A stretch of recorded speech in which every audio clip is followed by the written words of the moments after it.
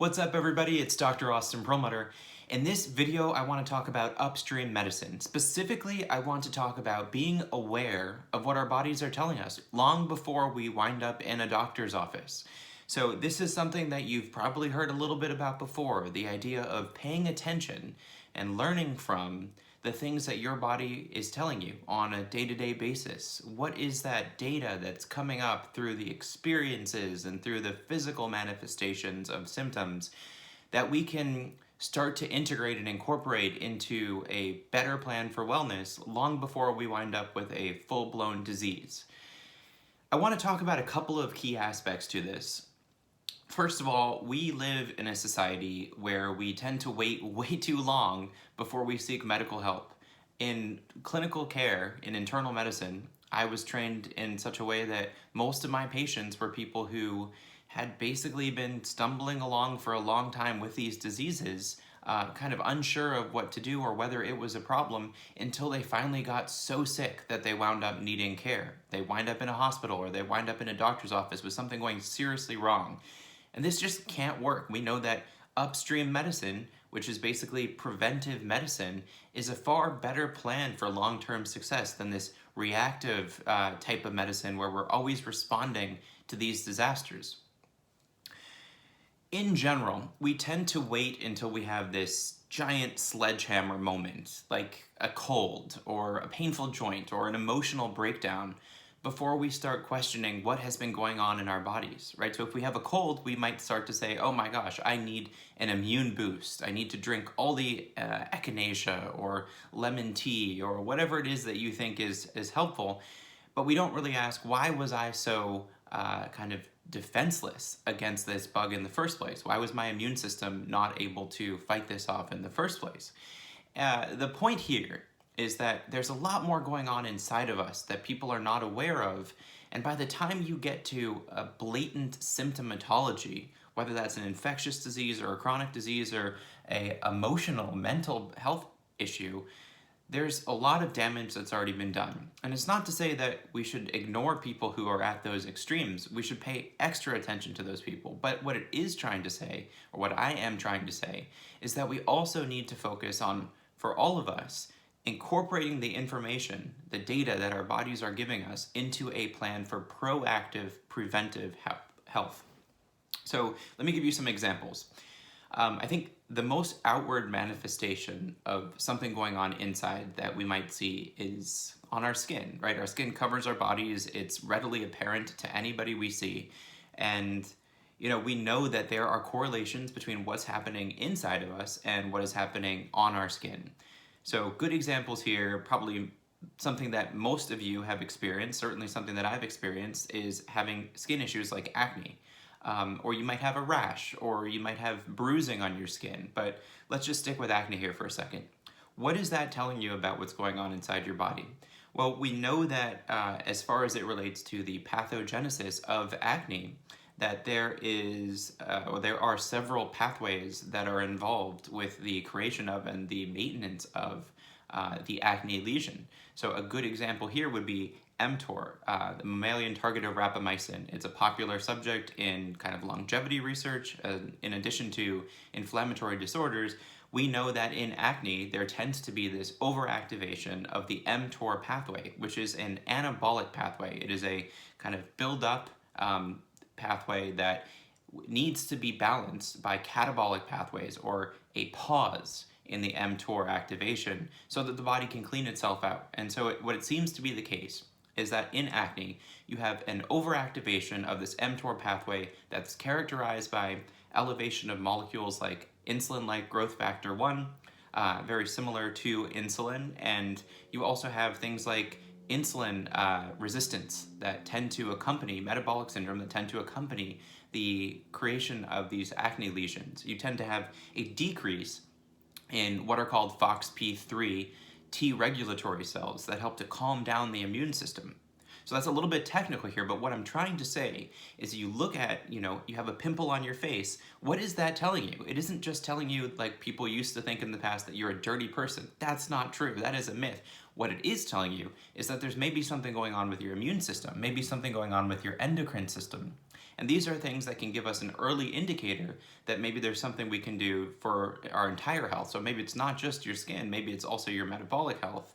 But again, just trying to say that this is an early signal. This is a representation of something going on inside of your body. I also want to make the point that how we think and how we feel, these are things that we tend to associate with a sense of self and identity as though they're somehow outside of health and outside of molecular pathways. But how we think and how we feel is also a reflection of what's going on inside of our bodies, especially what's going on inside of our brains. Let me give you some examples here. When you feel hungry, that correlates with an increase in a hormone called ghrelin. When ghrelin goes up, we experience more hunger. So it's not, some incredible mystery. It's something that is related to physiologic changes within our body. If you're somebody who feels really hungry every morning, and that then leads to you eating unhealthy foods, don't blame yourself for not having the willpower to eat the healthier foods or to avoid the unhealthy foods. Ask what's going on with your hormones. Ask how you can modulate those ghrelin levels. Another thing, if we think about impulsivity, a trait impulsivity, which means it's harder for you perhaps to make well thought out decisions, we know that body fat correlates with impulsivity, and that may be mediated by inflammatory molecules that are created by a specific type of body fat called visceral fat, abdominal obesity, the fat that lives around the organs deep inside your abdominal cavity. So what this then means is if you're feeling particularly impulsive, it might be worth looking at whether you have more visceral fat and trying to target that visceral fat as a way of improving your decision making. As it relates to mood, I've spoken about this at length, but we tend to look at conditions like depression as some sort of an issue with a person's self, that is some sort of a character issue. That person is just a depressed person. That's not really the case. We know, at least as it relates to depression associated with immune function, that inflammation, elevation in things like interleukin-6 and C-reactive protein, in things like interleukin-1 beta and tumor necrosis factor alpha, that these things correlate with depression. Why is that important? Because if you question and you say, hey, I'm experiencing poor mood today, you don't just stop and say, well, that's because I am depressed. That's because I am a depressed person. You say, no, what's going on inside of my body? And this is relevant for clinicians too. Instead of just going down the path of, these major interventions, sledgehammer interventions like SSRIs, or to some extent psychotherapy, which isn't readily available for a lot of people, we should be questioning what's going on at a hormonal, at an immunologic, at a neurological level, and being able to bring that information into interventions that people can help to modulate and improve those molecular signaling pathways, as opposed to kind of sticking with these therapies that really aren't all that effective for a lot of people. The last point I want to make here as it relates to connecting what's happening outside with what's going on inside is that we tend to have this concept of self and identity as somehow separate from what's happening inside of our bodies, that there's this mind that is somehow different from the brain, and when we are experiencing poor mood or we are experiencing these negative kind of decision-making patterns, that is an expression of our mind, of our self, of our identity, and not of what's happening inside of our body.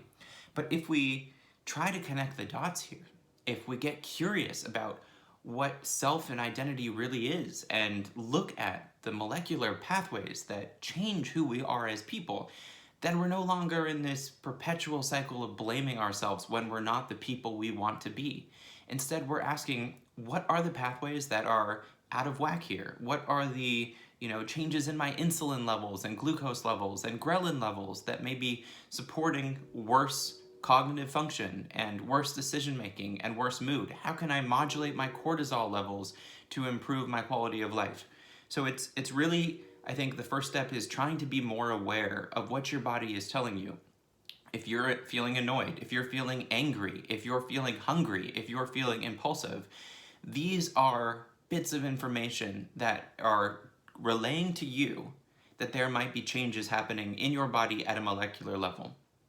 The easiest ways that I think the average person can go about connecting the dots here are to look at what you're putting in and start to have awareness of how that translates into various states of function.